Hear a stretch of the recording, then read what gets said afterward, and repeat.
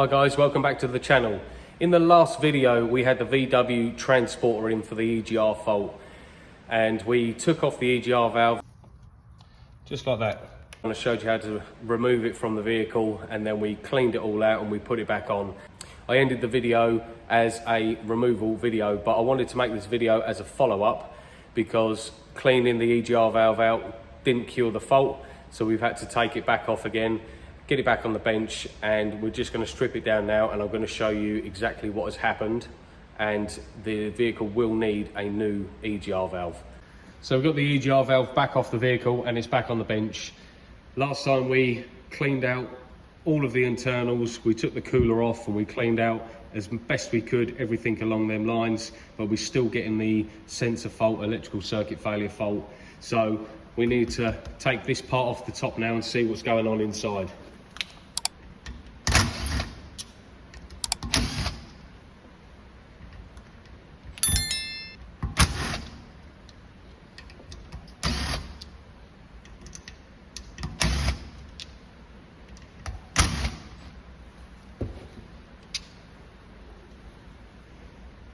So you've just got a load of 20 Torxes around the top.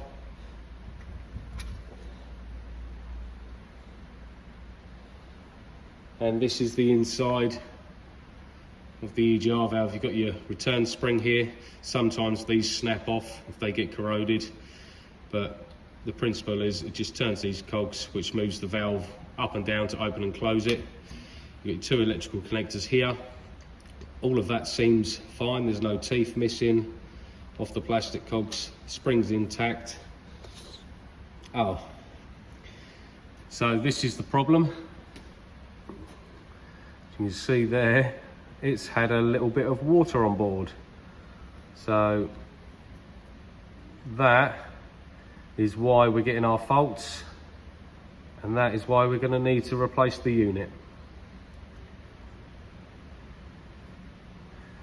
So that's just a quick video of what actually happened with the transporter EGR valve. Now we know this got complete electrical failure due to corrosion, so we've had to put a new unit in, which has since been done. All the faults are gone and drives absolutely perfect. So just for the update on that, for people that wanted to know that this is what happens. Unfortunately, you have to put a new unit in. But thanks for watching. Please leave your thoughts and comments down below. And if you like this video, please subscribe, give it a thumbs up, and I'll see you in the next one.